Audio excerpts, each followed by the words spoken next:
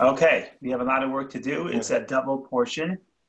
Chukas Balak, there's two portions together this week, just because of the way the calendar works out. So we combine two portions. Each portion has many stories, many strange stories, many stories that have a lot of hidden meaning or hidden meaning, and we begin the journey. So to start, I'm just going to read. I didn't send the link, but I'm going to read the Parsha in a nutshell from the Chabad.org. You don't have to follow along. If you want, you can just Google it. But in any case, I'm going to read the summary of these two portions of Chukat and Balak. Here we go. Moses is taught the laws of the Red Heifer, whose ashes purify a person who has been contaminated by contact with a dead body. So this is an important section in the Torah. It's the laws of ritual impurity. They're not relevant in today's day and age in the literal sense, but of course the messages are applicable as always. After 40 years of journeying through the desert, so we actually skip this Parsha, jumps 38 years. And there's no events that are worth writing about for the next 38 years. At the end of the 38 years, which means it's already the 40th year since they left Egypt, the people of Israel arrive in the wilderness of Zin. Miriam dies and the people thirst for water. So this is the story of the death of Miriam. Miriam dies, the people want water. They actually complain for water. So God tells Moses to speak to a rock and command it to give water. Moses gets angry at the rebellious Israelites and strikes the stone. Water issues forth. But Moses is told by God that neither he nor Aaron will enter the promised land. So somehow or another, there's this terrible sin. What is the sin? That Moses strikes the rock instead of talking to the rock. And because of that, God says that Moses and Aaron would not bring the Jewish people into the land of Israel. Very strange portion, very strange story. It's not clear what the sin is. It's not clear if there was a sin. It seems like there was a sin. It's not clear what the sin is, and it's not clear why the consequence is so harsh. Okay, Aaron. Aaron dies at Hor HaHar and is succeeded in the high priesthood by his son Elazar. Venomous snakes attack the Israelite camp after yet another eruption of discontent in which the people speak against God and Moses. God tells Moses to place a brass serpent upon the high pole, and all who will gaze heavenward will be healed. Okay, so the strange story again: serpents come and strike the Jewish camp, and the healing process. God tells Moshe is to make a serpent. Moshe makes a serpent. Whoever looks at the serpent is healed. Strange story, but here it is. We continue. The people sing a song in honor of the miraculous well that provided the water in the desert. Moses leads the people in battles against the Amorite king Sichon and Og, who seek to prevent Israel's passage through their territory, and conquers the land which lies east of the Jordan. So at the end of this first parsha that we're going to read today, the Jewish people are at the border of the promised land in what is today modern Jordan, the country of Jordan. They are east of the Jordan, and the Jewish people conquers tremendous amount of land east of the Jordan, right outside of Israel. That's the first portion. Now we have another strange portion. It's strange because it doesn't really necessarily advance the plot in the literal sense, but there's a fascinating story about the king who was neighboring the Jewish people at the time, hiring a prophet to curse the Jews. The king is Balak. He hires Bilam. You may know the story. Here it goes. Balak, the king of Moab, summons the prophet Bilam to curse the people of Israel. On the way, Balaam is berated by his donkey, who sees the angel that God sends to block their way before Balaam does. 3 times, from 3 different vantage points, Balaam attempts to pronounce his curses. Each time, blessings issues forth. Balaam also prophesies on the end of days and the coming of Mashiach. So it's interesting. We have a strange story. Balaam is trying to go and travel, and the donkey is not cooperating. Eventually, the donkey starts talking to Bilam. Afterward, finally, he gets there and he wants to curse the Jews, but instead he can only bless the Jews. And that's sort of the end of the story. The people fall prey to the charms of the daughters of Moab and are enticed to worship the idol Peor. When a high-ranking Israelite official publicly takes a Midianite princess into a tent, Pinchas kills them both, stopping the plague raging among the people.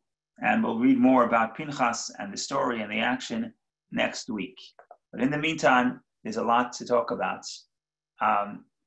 The question, of course, is where to begin with, but there is a tremendous amount to talk about and a tremendous amount of things happening here. So, as always, when we don't know where to begin with, we begin with the beginning. The problem is that the beginning can take up the whole hour. So we have to make sure not to get stuck in the beginning and also to move on a little bit. But the beginning, we have to talk about the beginning a little bit, just for a few moments.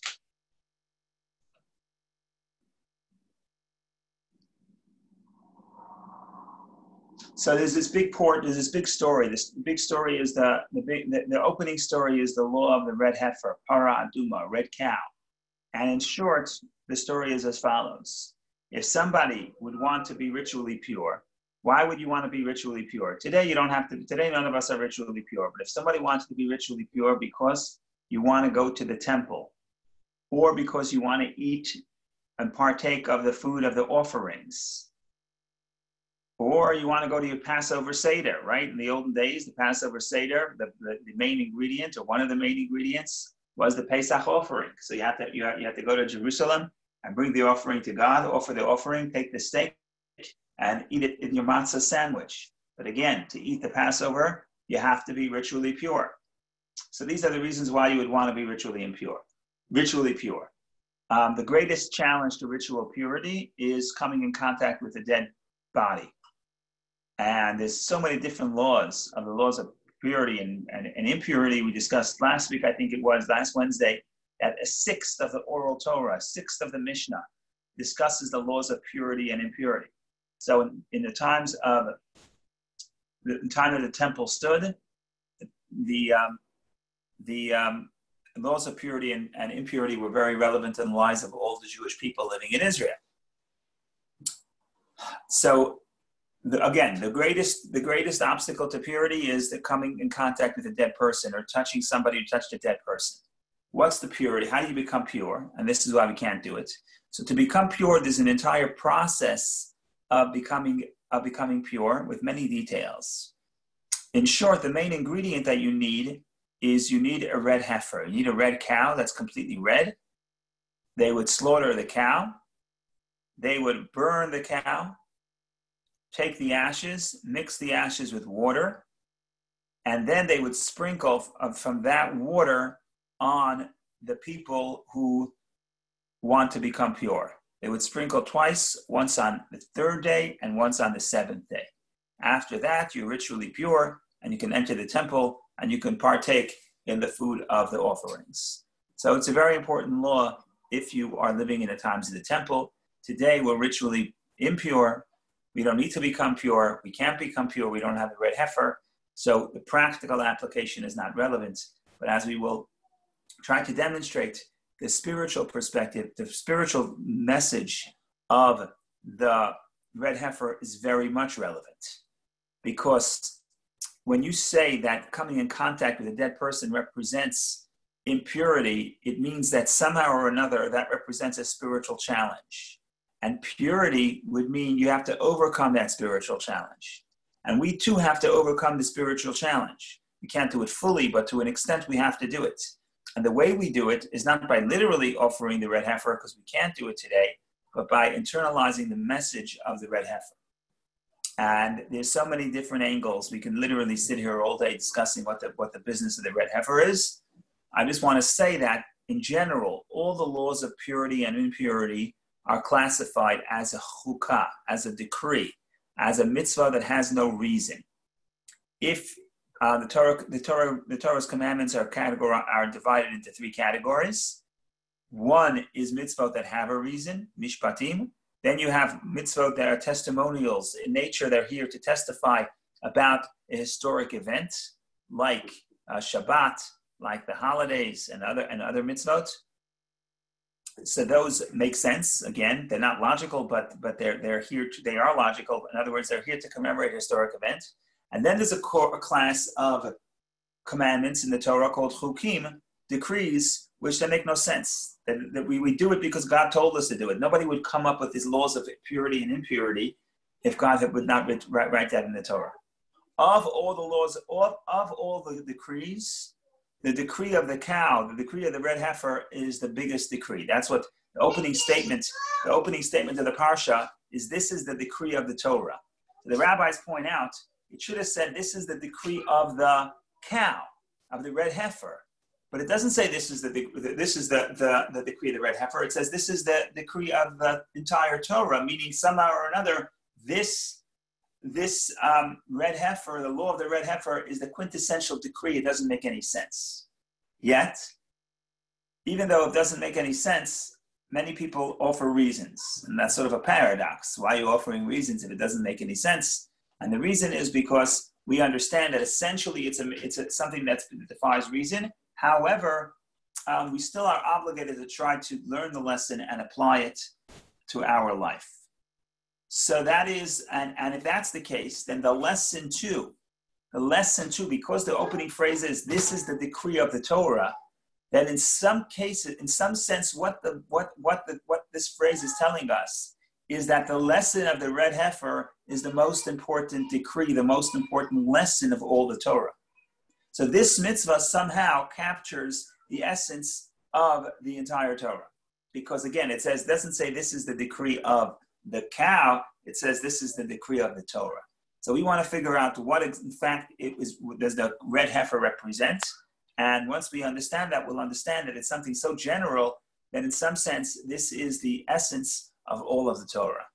And we can talk about this from the psychological perspective. We could talk from the mystical perspective. There are many angles to tackle the red cow. Many of them we have discussed in the past, over the past, 12, 13 years. So what we should do is maybe we'll do sort of a brief survey of at least 2 or 3 of the interpretations. I'll try to stay under 5 minutes for each, and then we can discuss the other stories.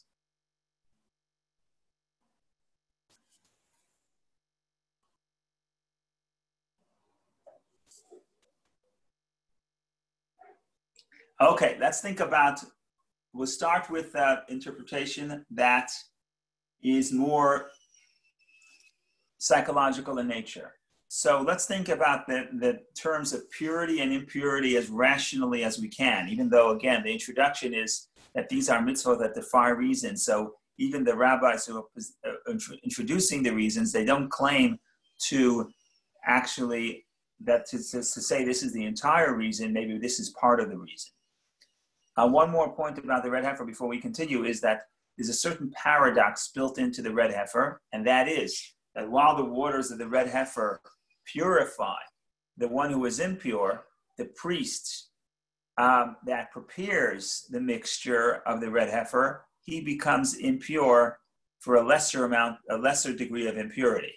So, and somehow the paradox is that what purifies one person will really cause the priest to be ritually impure. Even though it's a lesser degree of impurity, that priest is not going to need the ashes of the red heifer. All he has to do is go to the mikvah and wait for the sun to set. But there's certain paradoxes built into this mitzvah, which is also why this is the decree. The Medrash says that King Solomon said he understood all the mitzvot of all the Torah except for this one. So somehow or another, this is the most unique decree in the sense that it's not understood. There are certain built-in paradoxes that it's hard for people to understand, hard for us to understand. But we're nevertheless going to try to, I didn't gather you here today to tell you about what you cannot understand. The point is to try to figure out how could we understand this and how could we make it relevant to our life. Okay, so let's begin with a very rational approach. This is from Shamshon and Fall Hirsch. And he says like this: let's think about purity and impurity in the most rational way. What is impurity? When the Torah says someone is impure, it means that he is susceptible to negativity. Something within this person, it may now lead him or her to a place of negativity, spiritual negativity. He is in a challenging place spiritually. So what do we say?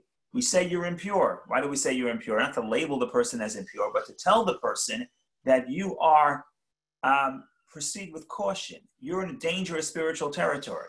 And that should motivate you to try to become pure. What does becoming pure mean? Becoming pure means solving that problem in the sense of protecting yourself against that spiritual challenge that causes the impurity. So impurity is spiritual challenge, and purity is purity would be overcoming that spiritual challenge. In other words, if I'm susceptible to a spiritual challenge, then I am impure. Okay. What is the most severe form of impurity? Coming in contact with a dead person. What's so bad what is the spiritual challenge that you get when you go to a funeral? Okay, you go to a funeral. I mean, sometimes it's not so bad. You come home, you go to the shiva. Nowadays, shiva has become a party. There's bagels and lox, there's fruit. It's wonderful. You see your second cousin who you never spoke to. It's wonderful. So what is this danger? What is the spiritual danger that you get when you go to a funeral? And this is absolutely brilliant interpretation. So what Sham Shinafal here says is as follows. He says that what's the problem with going to a funeral? What's the problem with a person facing their own mortality? When you go to a funeral, you see death. What do you realize? You realize that there are certain laws of nature that are more powerful than you. And you are not invincible. People, when they're young, they think they're invincible. So if you want to know you're young, ask yourself if you think you're invincible. That's the definition of a young person. I'm always going to be here. I'm going to be here forever. I'm invincible. Even if you don't, logically, you know that that's not true, but that's the feeling you have. And when as a person ages, a person realizes that they're not going to be here forever. When you go to a funeral, it hits you in the face at any age. Even a young person, you go to a funeral and you realize that you can't escape death. Okay, so what's wrong with that? Some rabbis and preachers and spiritual seekers love to talk about death.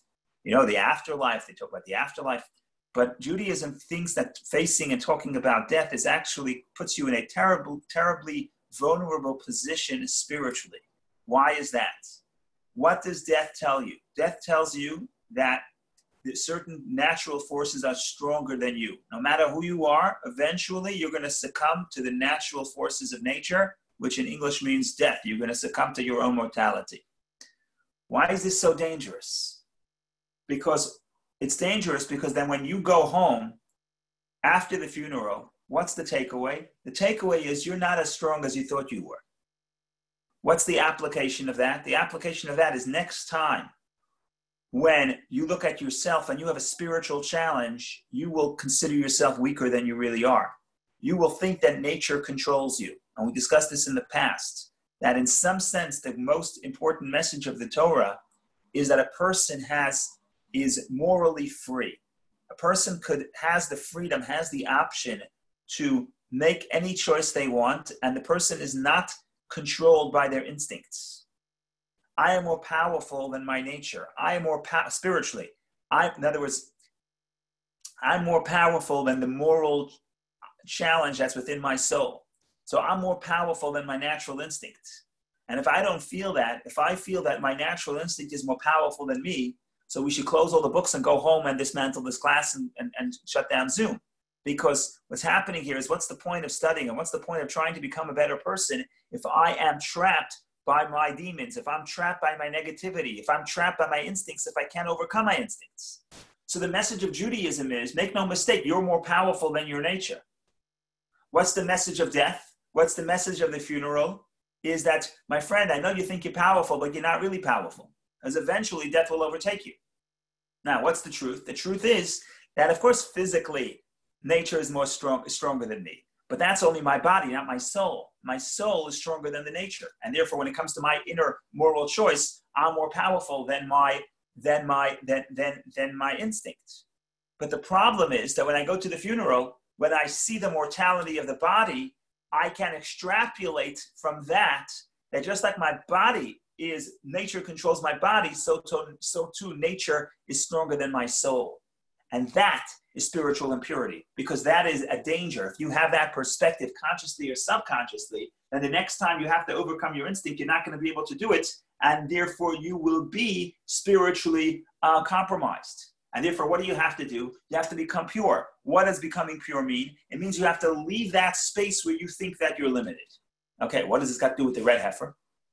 Okay, so we know the problem. We know the diagnose. The diagnose, according to this interpretation, the problem with the red heifer is that, the problem with impurity is that I feel that I am limited and nature is stronger than me. And the reason why that's a dangerous place is because then I'm going to think just like nature is stronger than my body, so too nature is stronger than my soul. And therefore, if my nature is that I like chocolate cake, or I like cotton candy, or I like to rob a bank, or I like to kill people, then that's who I am. I can't overcome that. And therefore, that is the spiritual danger of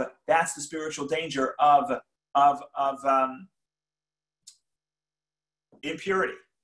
So what do? I have to become pure. How do I become pure? Well, I have to take the message of the red heifer.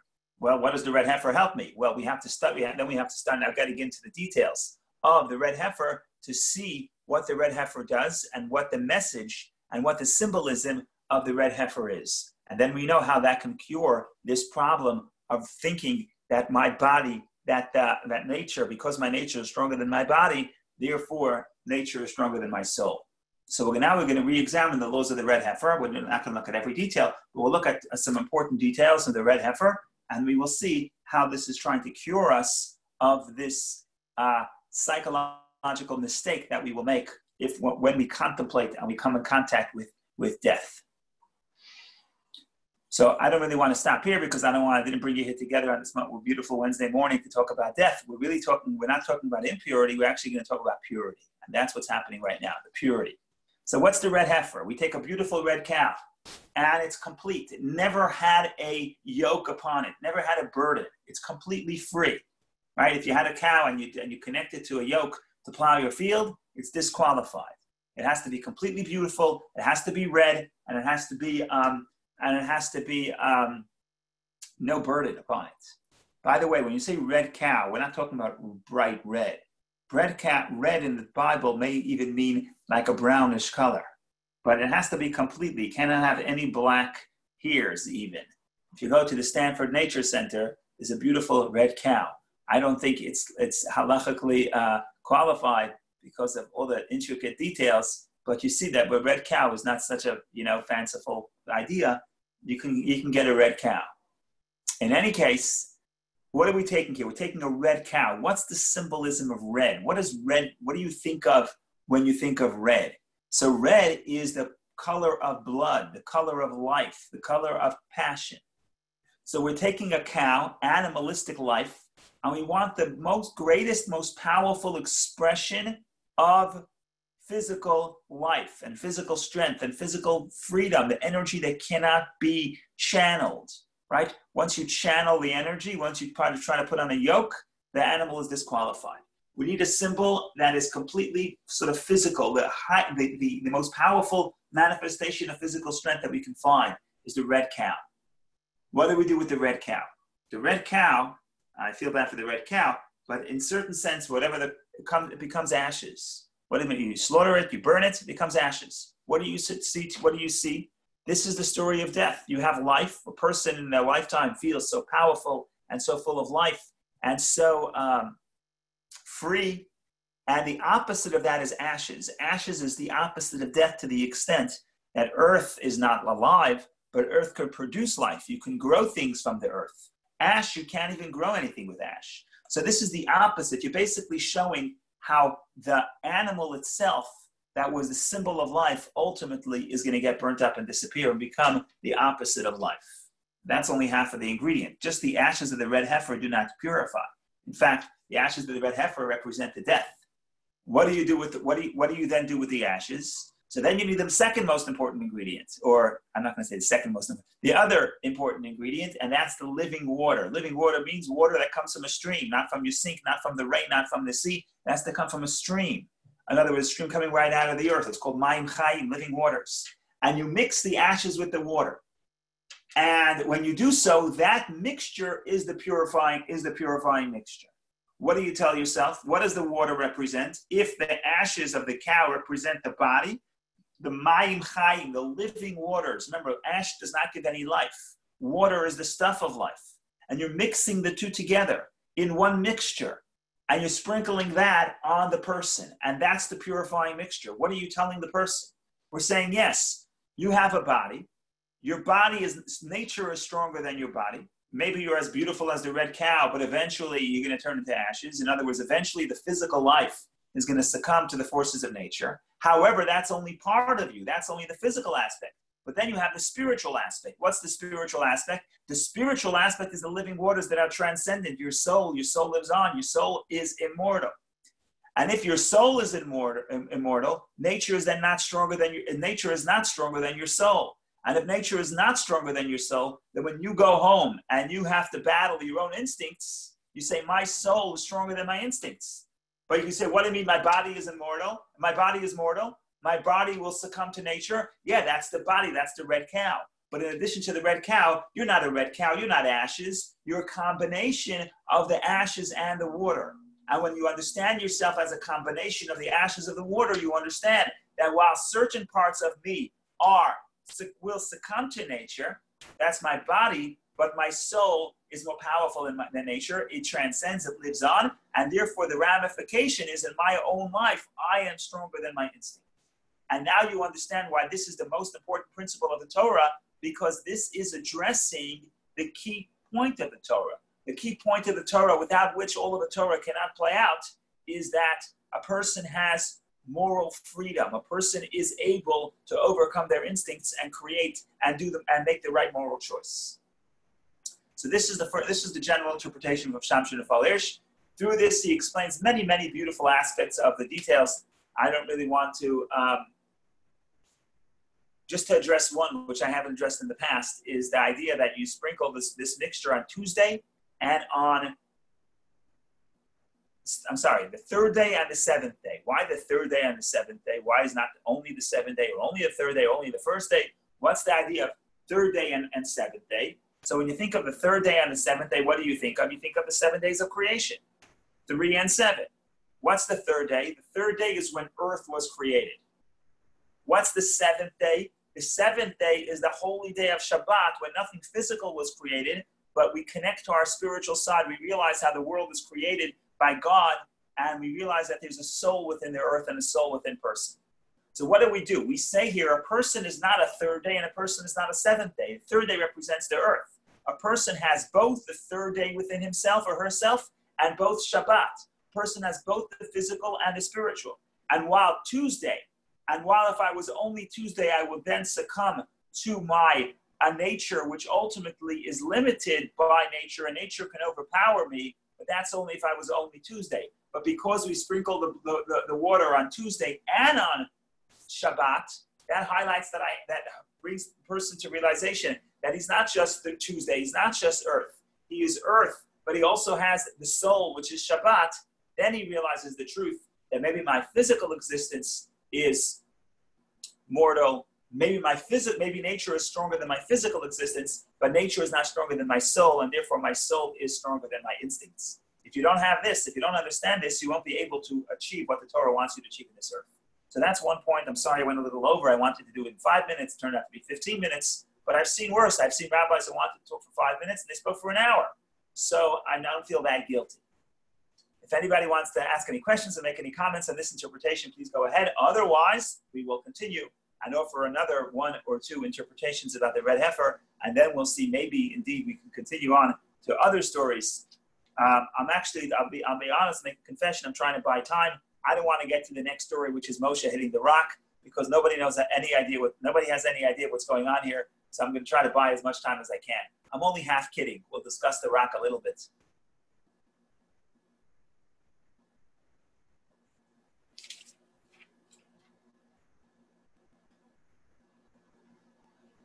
Okay, we have another, now that we did the psychological, now we have another 2 interpretations of the Red Heifer and why the Red Heifer creates the purity.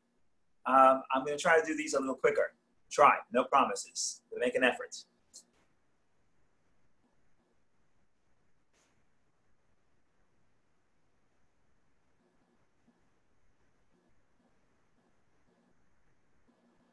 Okay, so the next two interpretations that I'm going to offer, these are Hasidic interpretations. I'm going to try to touch upon them briefly.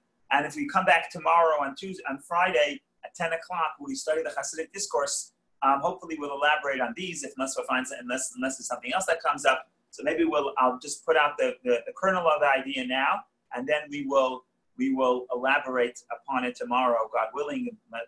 Maybe we may elaborate upon this tomorrow. Don't say I didn't warn you. Okay.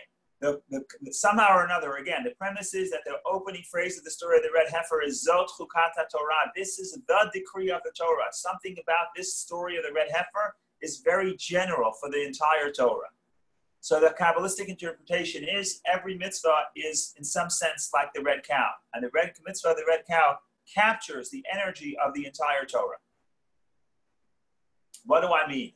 So there is a Kabbalistic concept that appears in many places within Kabbalistic literature and Hasidic literature, and it's something that, if you look carefully, it appears probably at least once in every Parsha of the Torah, in every portion of the Torah. This is the Kabbalistic doctrine of Ratzai and Shuv. Literally, it means running and returning.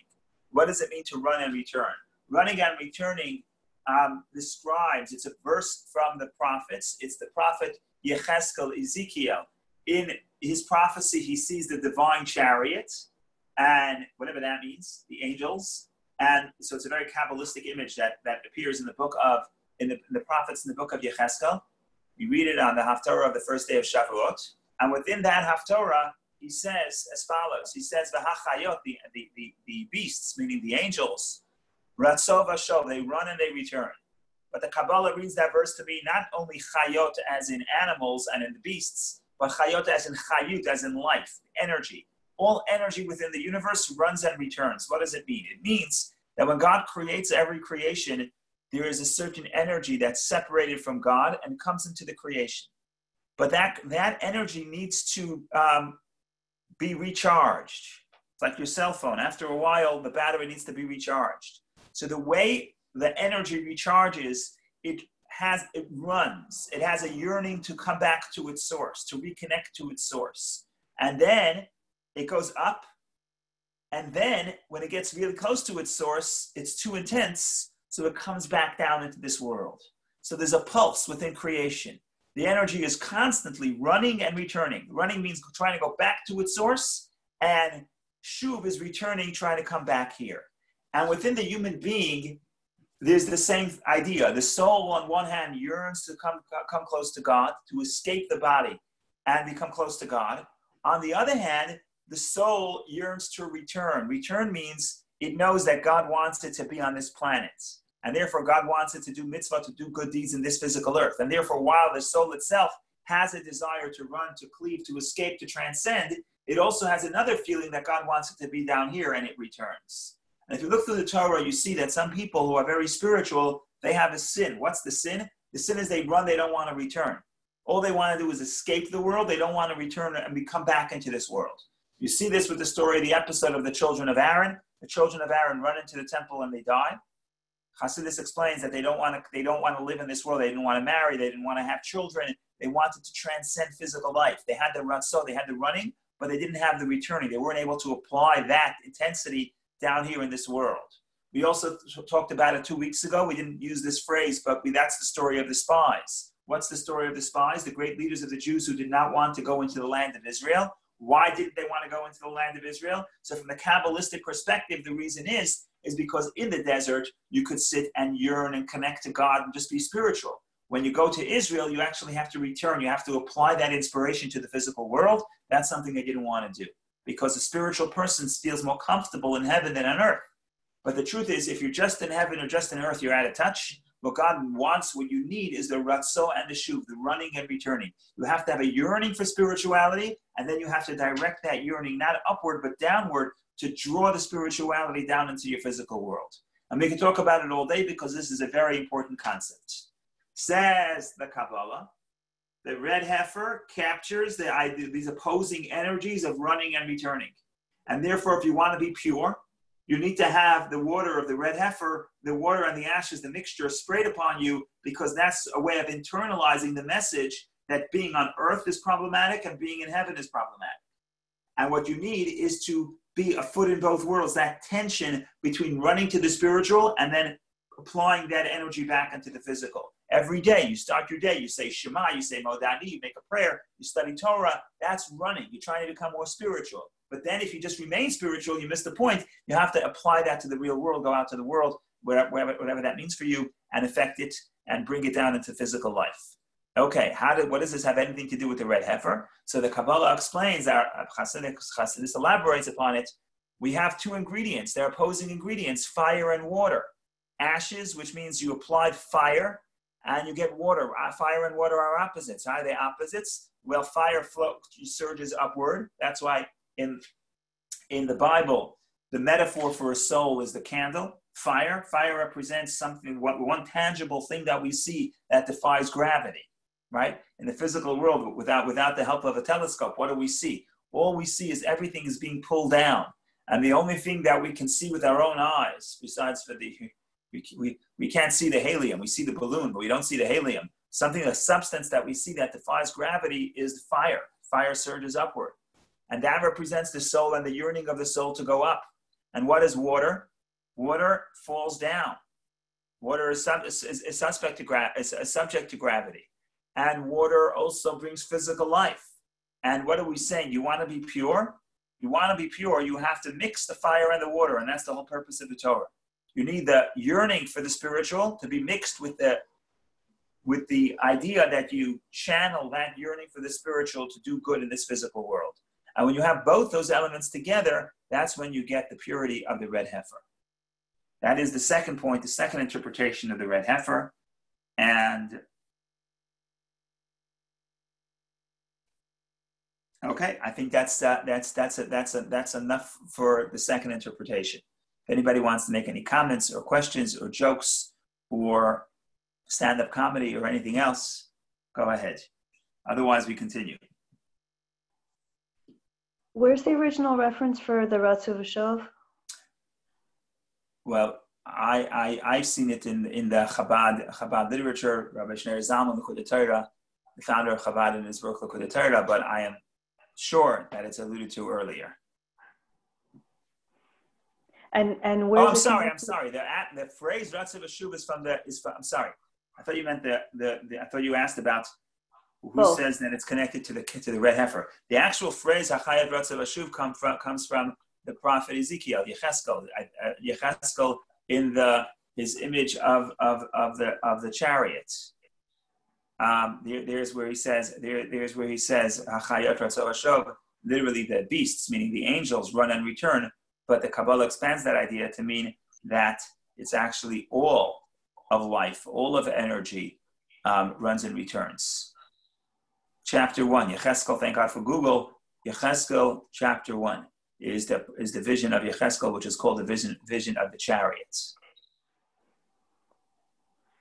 Rabbi? Yes. Is that energy the same energy that sustains everything in life? So is that the energy that Hashem is putting into every living creature that keeps it in existence? Yes.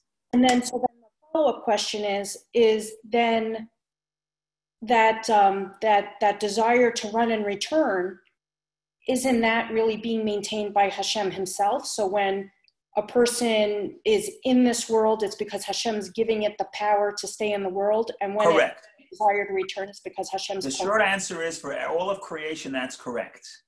But like we discussed on this past Sunday, the human being is unique. The human being is the only person the only creation has free choice. So a person could decide to go against his nature. I'm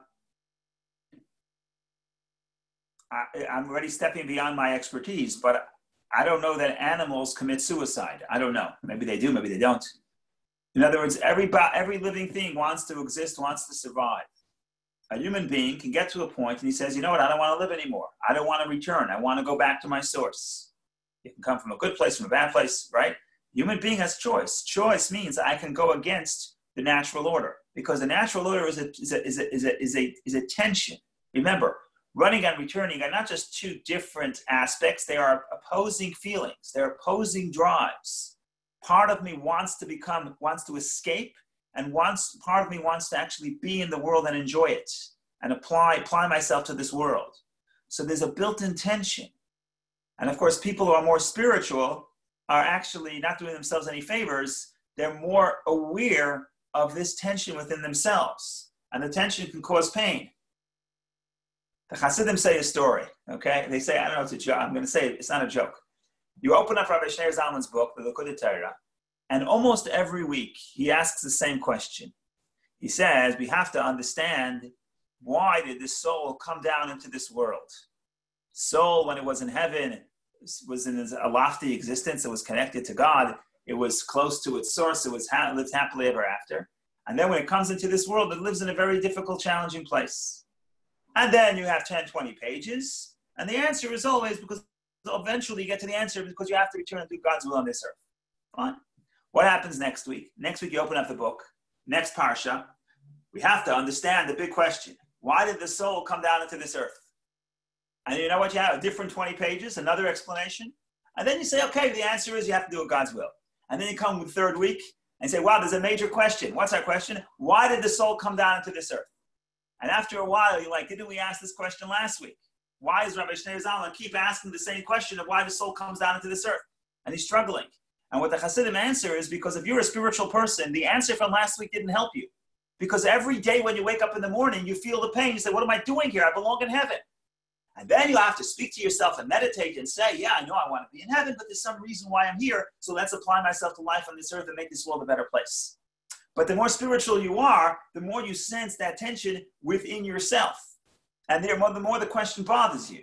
So in some sense, people who are very spiritual and they want to escape and they want to commit suicide, the children of Aaron, it could come from mental illness, but it can come from a very deep spiritual place. Now, what you need bittul. You need to be, you have to be humble. You have to have submission to God's will. Because if you ask my soul what it wants to go to heaven. The only way it will actually be on earth is if it says it's not about what I want, it's about what my beloved wants, what God wants, and God wants me to be here. So in other words, to get that proper balance of Ratza v'Shuv, running and returning, you have to have the humility that comes from the Torah, which is wisdom, which is synonymous with humility. So this is a big deal. And the big deal is, and the problem also becomes, if I don't have this balance properly, I'm not going to be pure. Why? Because I'm not going to be able to live a wholesome life. Wholesome life is be able to be in the material world and be connected to spirituality simultaneously. To have my ashes and my water simultaneously. If I'm too physical, it's not going to work. If I'm too spiritual, it's not going to work. I'm going to be susceptible to negativity, to spiritual negativity. Because even if I'm too spiritual, but then when I come back to eat breakfast, it's going to pull me down. I need to have the proper balance. I have to be able to be spiritual and physical simultaneously, to run and return in the same action. That is complicated, but that's what we need to do to live a spiritually healthy life. And therefore, the essence of the entire Torah is the mixture of the ashes and the red heifer with the living water, and water is the source of life on this earth. Meanwhile, fire is the source of consuming something, sending it upward, allowing it to go up in the smoke, to transcend the physical and transcend the gravitational pull of this earth and go upward.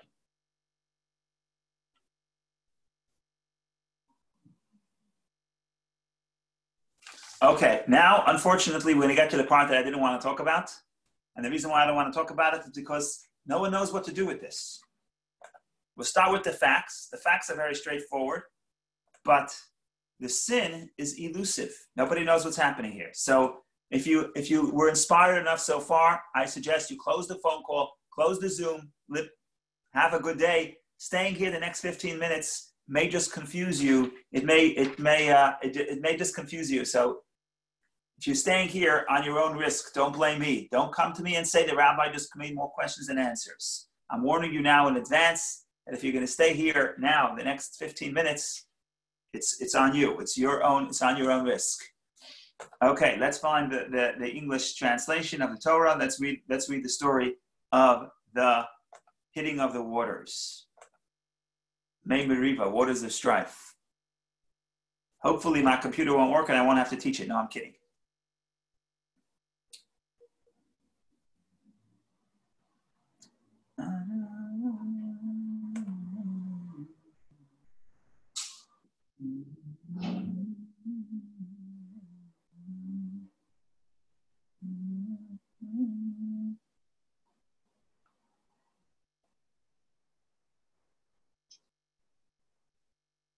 Okay, I'm going to read a few verses. This is the story. This is the terrible sin of what they call Mei Meriva, the waters of strife. This is the reason why Moshe and Aaron were not allowed into Israel. What's the most strangest thing about the story is that until you actually read that God says it's a sin, I'm not sure you would think it's a sin. That's part of the problem here. So let me read the verses. I'm reading Numbers chapter 20. Numbers chapter 20, verse 1. The entire congregation of the children of Israel arrived at the desert of Sin in the first month, and the people settled in Kadesh. Miriam died there and was buried there. So they come in the first month. What year? Doesn't say. We know it's the 40th year. We derived that. But so far, when you're reading the story, you have no idea what year it was. The people come to Kadesh. Miriam dies. She's buried. Verse 2, the congregation had no water. So they assembled against Moses and Aaron. They had no water. Why did they have no water? I mean, what did they do for the past? I don't know, 39 or 40 years. So this leads the rabbis to say, well, they always had water in the merit of Miriam. They say there was a miraculous well that would travel with the Jewish people and give them water. And they always had water. As soon as Miriam died, there's no more water. Now, you want to read the miraculous well, literally or metaphorically, in her merit they had water, call it what you want. The bottom line is, the fact that the Jews are thirsty is written right after the fact that Miriam died. They're juxtaposed, because really, the story of Miriam's death doesn't seem to be directly connected to the water. But as soon as we say Miriam died, she was buried, there was no water. So the rabbis say that means that the water they had up to that point was in the merit of Miriam. Miriam, who's Miriam? The older sister of Moshe. The people quarreled with Moses and they said, if only we had died with the death of our brothers before the Lord. We should have died earlier in the desert. Why have you brought the congregation of the Lord to this desert so that we and our livestock should die here? Why have you taken us out of Egypt to bring us to this evil place? It is not a place of seed or fig tree, grapevines, or pomegranate trees, and there is no water to drink. The Jews are very upset. They want water. They say we should have died already. Why did you take us out of Egypt? This is not a place of pomegranate and grapes. Moses and Aaron don't know what to do. Moses and Aaron moved away from the assembly of the entrance to the tent of meeting, and they fell on their faces. Then the glory of the Lord appeared to them. Okay, what happens next? The Lord spoke to Moses, saying, take the staff and assemble the congregation, you and your brother Aaron, and speak to the rock in their presence, so that it will give forth its water. You shall bring forth water for them from the rock, and give the congregation and their livestock to drink. Moses took the staff from before the Lord as he had commanded him. So far, everybody's operating perfectly. At least Moses and Aaron are. Moses raised his hand and struck the rock with his staff twice, when an abundance of water gushed forth, and the congregation and their livestock drank. And if you haven't read the story before, you would expect it to say, and they lived happily ever after. The Jews were thirsty. Moshe and Aaron sort of got water for them. Problem was solved. So that's what you would think.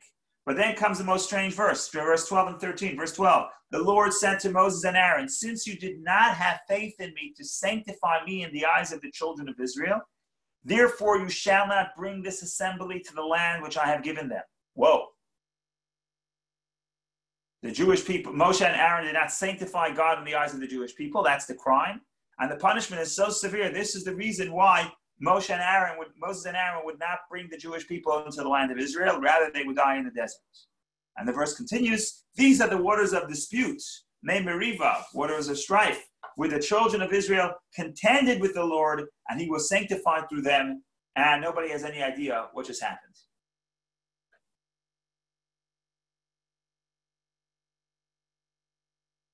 The verse doesn't say the sin. It says, because you did not listen to me, sanctify me. What does that even mean?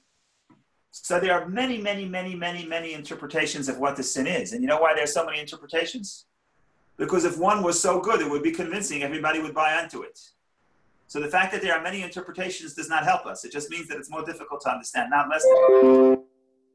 So let's talk about the simple stuff. Let's first address the straightforward interpretation. What does Rashi say? Rashi says the big sin here is that God, in verse 8, tells Moshe and Aaron, speak to the rock. And yet, what does Moshe and Aaron do? They hit the rock. And that's the big sin. Many people are not comfortable with this answer. And the reason why they're not comfortable with this answer is because, is that such a terrible sin? They spoke to the rock instead of hitting the rock. Is that so terrible? That should be the reason. That should warrant a punishment that is so severe that because they hit the rock instead of speaking to the rock, that's why they should not be allowed into Israel? It's very difficult for people to accept that. And therefore, there are many, many other answers given.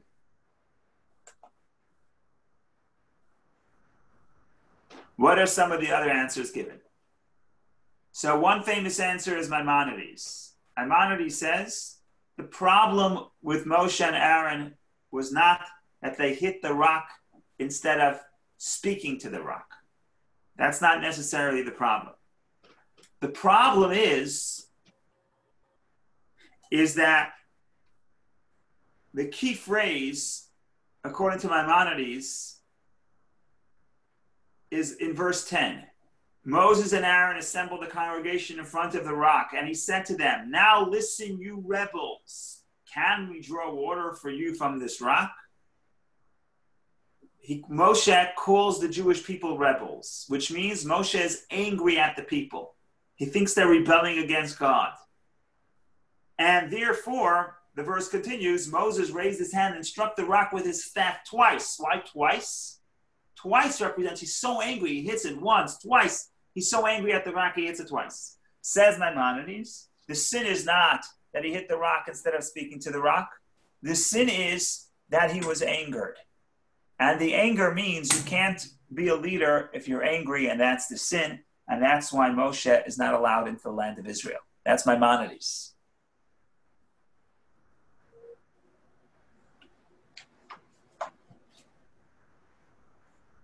Again, some people are uncomfortable with this reason, with this interpretation for a few reasons. First of all, it's not the only time that Moshe got angry. Moshe got angry before, and he wasn't punished. Here he gets angry, and he's going to be punished. So that's hard to understand. Another question. So there are many questions here.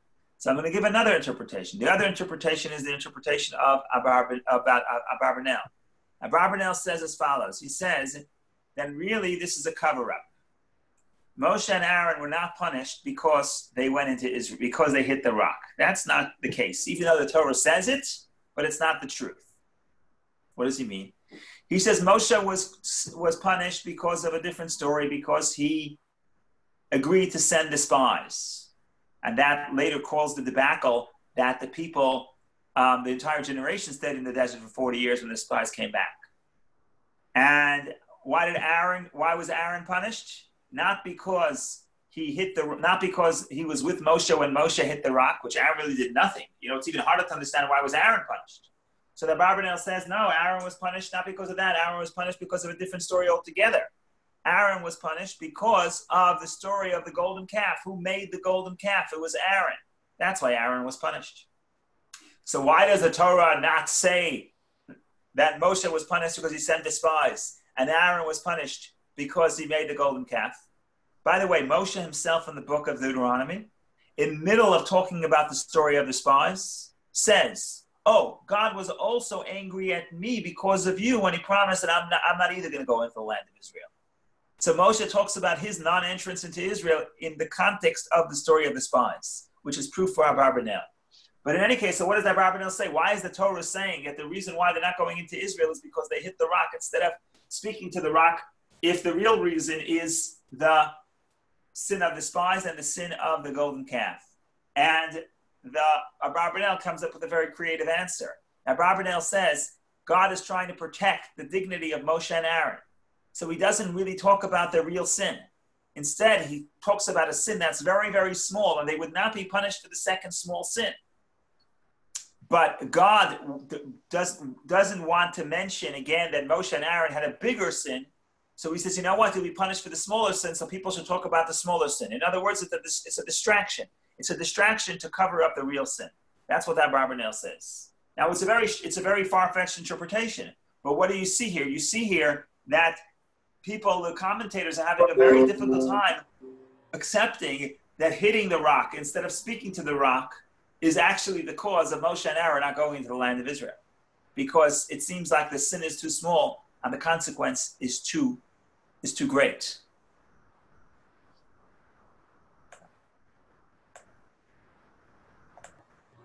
So what's the takeaway from the story? What are some other alternative ways of reading the story?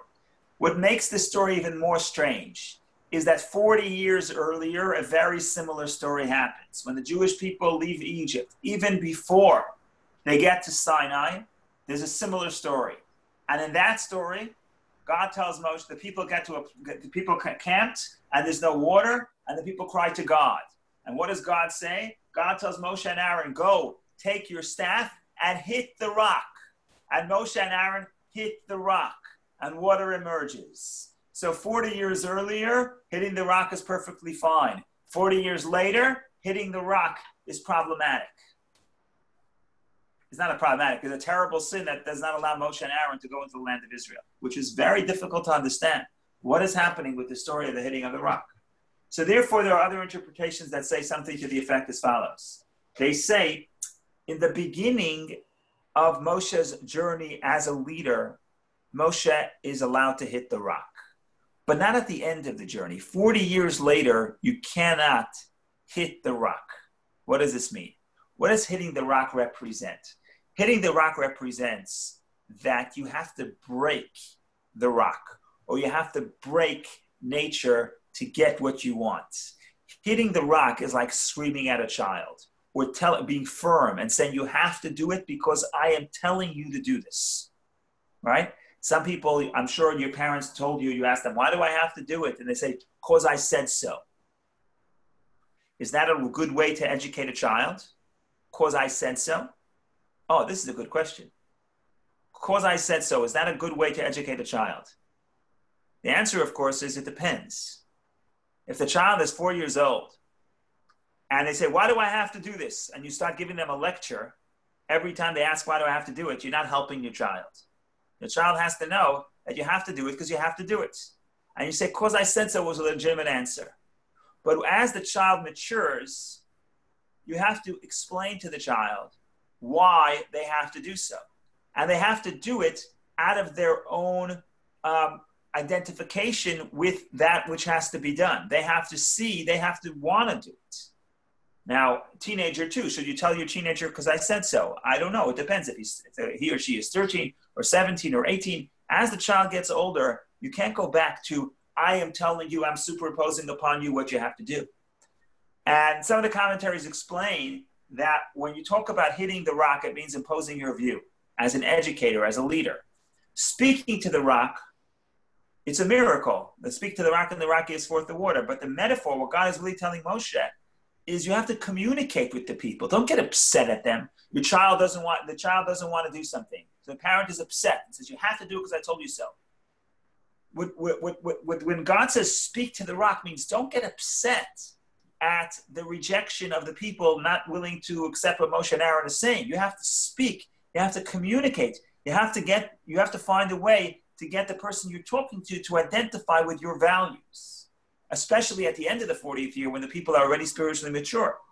And Moshe, when Moshe hits the rock, for whatever reason, Moshe is not capable of seeing that the people are mature enough to be able to be spoken to. And that's why he can't lead them. And so that's one takeaway. One takeaway is, if you want to be practical, what do I get from the story of hitting the rock? Hitting the rock is when you see your child or see somebody you have to have an influence upon. There's two models. One model is sort of superimposing your view, and it's good sometimes, especially when they're immature, but eventually you have to move to the other model of leadership, which is speaking instead of superimposing. That's just a practical takeaway. But if you want to go back to Moshe and Aaron, the real issue here is, I don't know if the real issue, one angle is that Moshe, the reason why Moshe is so upset at the people is because Moshe miscategorizes the new generation. It's just 40 years after Moshe started leading the people. All the people of Moshe's generation died out over the 40 years in the desert. This is a new generation. And Moshe doesn't understand that. Because the old generation, when they complained because they wanted to go back to Egypt. The new generation, when they're complaining because they're uncomfortable, but they don't want to go back to Egypt. They want to go to Israel. Fascinating verse in their complaint. They said, why did you take us out of Egypt? But they say, why did you bring us here? This is not a place of ta'ena, of a fig, of a vine, and a pomegranates. What are those fruits? Those are the fruits that symbolize Israel. Those are the fruits that that Moshe himself, when he talks about Israel, he praises Israel with these fruits. So in other words, now they're saying, what are we doing here? But Moshe thinks they're saying, let's go back to Egypt, because that's what Moshe's generation kept doing. But in reality, it's a new generation. They're not defeatists. When they say, what are we doing here? We need water. Why did you bring us here? They mean, why are we in Israel yet? In other words, it's a different generation with a different set of challenges and a different psychological makeup. And Moshe misreads them. Why does he misread them? Not because Moshe is not a good leader. We have not had, Moshe is the quintessential leader in the Torah. Moshe is the greatest leader in the Torah. The reason why Moshe fails to read them is because he is connected to his own generation. He's connected to the past generation. He is so connected to his past generation that he doesn't read the new generation. And that's why we get the punishment, quote unquote, that Moshe can't bring them into the land of Israel. What does it mean Moshe can't bring them into the land of Israel? It means Moshe can't lead the new generation with their new challenges. Why not? Not because he's a bad leader, because he's so committed and so connected to the past generation, and therefore it's destined that he will remain in the desert with the past generation. So this story could be read as the shortcoming of Moshe, Moshe's leadership qualities failing. That's one way to read the story. And therefore Moshe is punished. But another way to read the story is that to the contrary. This highlights how much Moshe was connected to his generation that he doesn't realize that the new generation is different than his generation because he's so emotionally connected to them. And therefore, it's not a punishment, but it's a consequence that he's not the right leader for these people because he's so connected to the past generation. So this, again, we're not really doing justice to the story. In fact, there's a beautiful and no matter how much you talk about the story, it's still a difficult story. In fact, there is a verse in the last page of the Torah that says, "Lo yada ish et purato." No man knows Moshe's burial spot. So the Medrash says that it doesn't mean necessarily no one knows where he was buried, even though that's true. We know the general place where he was buried, but no one knows the exact place of Moshe's burial. But the commentaries say it also means no one knows why Moshe was buried at this spot. Literally, the Hebrew says no man knows his burial. What does that mean? It could be no one knows where he was buried, or it could be no one knows why he was buried in the spot and why he didn't cross the Jordan. Because all the reasons given to the story of the hitting of the rock are all insufficient. Ultimately, we can't fully understand it. Apparently, God wants Moshe to remain with his generation. And in fact, there's a beautiful Medrash that says that Moshe has to stay with his generation because it's like the shepherd has to stay with the flock. It's like the captain has to remain on the ship. So who's the ship? Moshe's ship is the people he took out of Egypt. If Moshe goes into Israel and he leaves the old people and he leaves his generation in the desert, it's like Moshe abandoning the ship. And the Medrash says that Moshe indeed will come to Israel, but that will be in the end of days at the resurrection, where Moshe will bring his flock with him, but Moshe doesn't come alone. And that highlights the connection between the leader and the people. The leader has to be with the people. He can't be too far ahead. He can't go into Israel and leave the people in the desert. So ladies and gentlemen, this has been the story. This is the story in short. There's so much more to talk about. We didn't even touch the second Parsha, but we have to leave something for next year. So God willing, God should give us many years of good life, a long life, and we should be able to have time to study the holy words of the Torah. Brief question, Rabbi? Yes. to me, this has always been about faith and sort of Naaseh v'nishma. You kind of do it without really understanding. And the common thread with this whole parasha is you can't understand the ways of God, and we expect you to be faithful. I mean, many questions come up. I mean, if it was so wrong to hit the rock, why did the water come? Right. Right. Why, the red heifer is still a mystery. And maybe there's Right. so many explanations because God doesn't want you to know everything. And there's a certain mystery in this parasha that really is the quintessential meaning of faith and listening to Hashem and all the things that he wants you to do. And you will not be rewarded necessarily in this world. There is no one-to-one correlation. There is a mystery. Right. I agree with you, but I want to just maybe introduce a little bit of a different angle. So there's a tremendous amount of Naaseh v'nishma, accepting what God says in this parsha. Certainly the first portion, the portion with the red heifer. But the Torah is more complicated than that because there's Naaseh, we will do and we will hear. So you have to have commitment. That's we will do. But then you have to move to understanding. We will hear. And I think that what happened in the second story of Moshe hitting the rock is that Moshe was still expecting the people to just accept. And really, he has to talk to them because you have to explain. Naaseh v'nishma doesn't mean all logic is out the window or logic or understanding is not important. It means the foundation is acceptance. But then you grow. And when you grow, you have to internalize. And the way you internalize is through speech. And part of what happened here is this generation has moved on. We did the acceptance. We did the submission. And now it's time for internalization. So just like we said, the Ratzah and Shuv, running and returning, there's this balance within Judaism of connecting to God and being grounded in this earth. The same balance, same tension represents between acceptance and understanding. And there's a tension between the two. And most religions just say accept. Judaism says accept, but question. Right? Right. So accept, but seek to understand. Seek to understand what is unknowable. So there's a built-in tension. You're never going to solve this tension. Right. And to be Jewish is to be comfortable with this tension. So this was the kernel of truth of Korach, that Moshe was a little kind of above it all and not connected. In some sense, that's right. And I hate to be so negative, but if you go back and you say, I don't know, I don't want to ruin your day, but if you go back and you look at the portion of Bishalach, so it's not before Korach is despised, before the spies. There, the people ask for meat.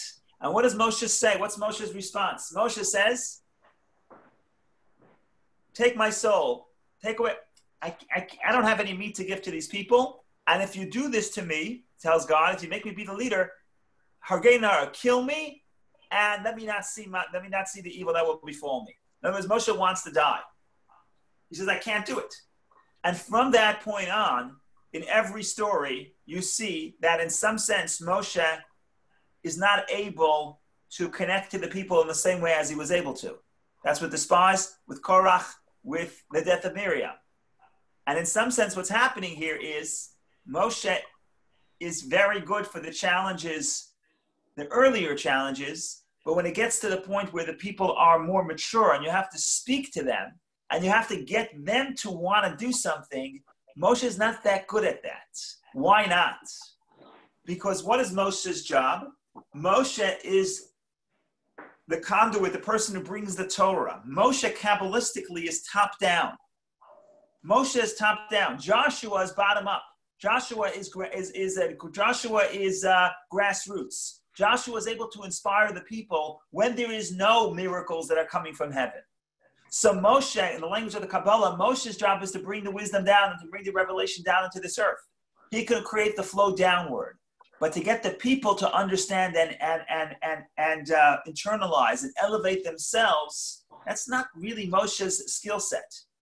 And therefore, we say, you can't go into Israel. Why? Because what is Israel? Israel is the place where the people have to internalize all the teachings of the Torah. In that sense, Moshe may not be the perfect leader for Israel. Because Moshe is the sun. The sun is going to overwhelm you with its lights. What is Joshua? Joshua is the moon. What's the beauty of the moon?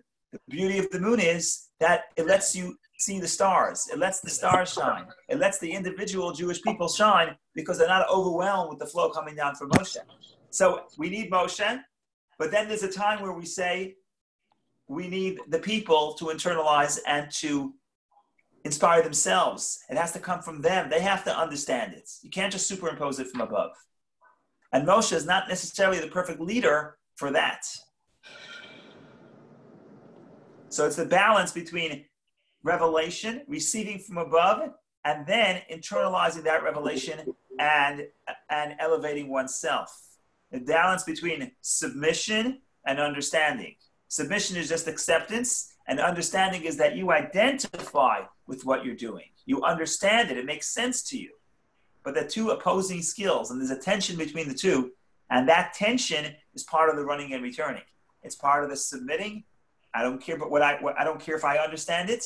That's like escaping the self. That's submission. Submission is escaping self. But then I have to come back to self. I have to understand. I have to internalize. Rabbi?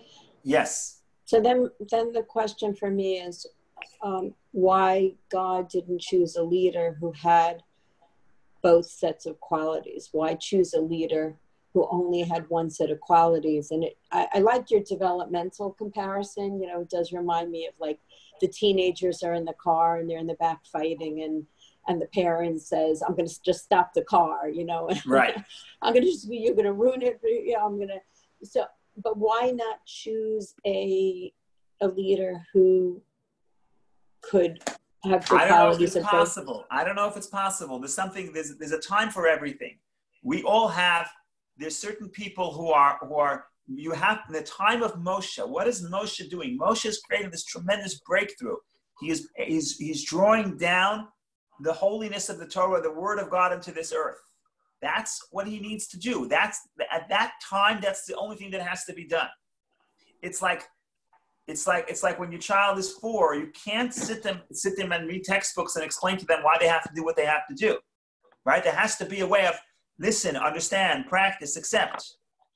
And Moshe's job is to convey Moshe is the spokesperson of God. Moshe's job is not to help you internalize it. Moshe's job is to create that revelation. And you know something, in the beginning, you have to accept what God is saying before you could internalize it. And maybe you have to have a distance. You have to sort of move away from Moshe's intense light before you could start feeling yourself and internalizing it. So I don't know that it's possible for one leader to be great at everything.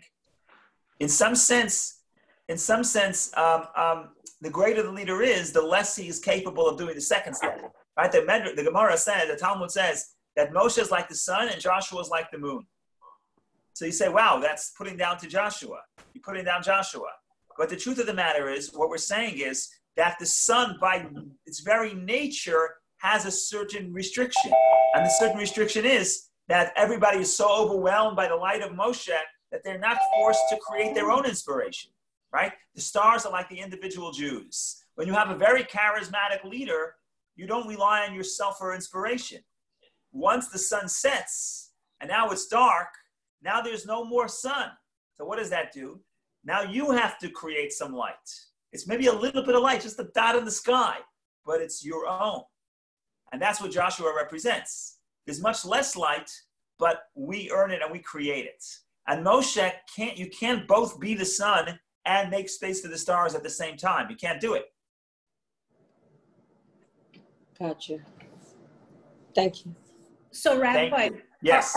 Are we saying that because